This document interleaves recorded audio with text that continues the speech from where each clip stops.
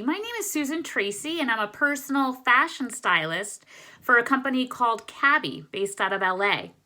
10 years ago, I actually left the teaching field in pursuit of a career that would offer flexibility and financial freedom. I also long to be an entrepreneur and help empower others to be the best they could be. Before last March, my business looked very different than it does today. About 95% of my business was done in people's homes, helping 10 to 15 women at a time find clothing that would fit their body type and their lifestyle. Through the home show experience, I was able to reach large number of clients and maintain growth in sales season after season. Our company creed is to affect lives through relationships. And I was able to establish and build on those relationships over time. Well, then the pandemic hit last March. And as you can imagine, there was no possible way I could continue doing business the way I had done before. To be honest, on March 13th, I closed my office door and sobbed for 2 days. I had developed such a successful business, and I didn't have an option now to fail with such a large client base, not to mention my family depending on my income. First, I had to change my mindset. Although I had some clients who were not choosing to purchase clothing at the time, there were plenty who needed the service now more than ever. With the decline in retail and stores closing, I had an opportunity to reach the people in ways that I hadn't before. Next, I had to overcome my biggest fear and dive into learning new technology and utilizing social media techniques. On March 15th, our company offered stylists a chance to learn a new technology program that would help reach our clients virtually. Providing information about our product in a unique way, I saw this as an incredible opportunity to sell our product. But how could I develop relationships this way? I quickly realized it was all about the pre-work and the follow-up.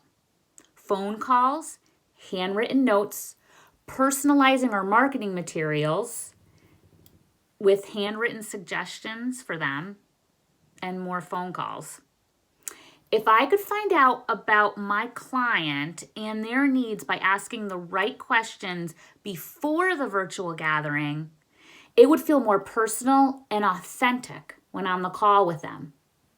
People were craving the connection now more than ever, and it was very obvious how appreciative they were of the personal outreach. Lastly, I had to force myself to use social media as a tool to connect with my clients. Creating personal videos was my absolute biggest fear. Yet it would be a really creative way for me to further connect with clients and showcase my brand. I asked a colleague to be my accountability partner, checking that these videos were posted at least 3 times a week. I also blocked out my calendar to make this the first activity I did to start my day. I practiced, and practiced. I had put more time into my business than ever before, and it was starting to show great results. The virtual gathering meant that clients could invite others from all over the country. I had opened my network like never before. These were the same people who were then visiting my social media posts and asking more questions about our product to learn more. This was driving my sales up consistently, which led to my most successful season in sales to date. My biggest learning through all of this, our company creed, affecting lives through relationships, meant more now than it did pre-COVID times. It just looked a little different. It wasn't one single tactic, but the combination of phone calls, written notes, our new virtual platform, social media, regularly putting myself out there to show how much I cared and how much I wanted to make connections. This forced me out of my comfort zone, and it took a higher level of resilience and persistence. It also took the ability to fail and learn from failure. I had to ask for help. I had to glean the advice from professional coaches.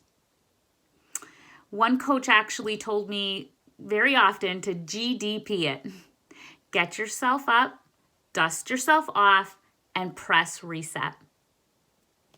And with that mindset and acceptance of change, knowing my business would operate differently, and definitely for the better,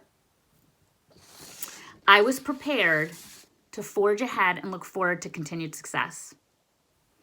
It's amazing to think that it took a pandemic for me to get outside of my comfort zone and pivot my business in ways that reached a lot more people.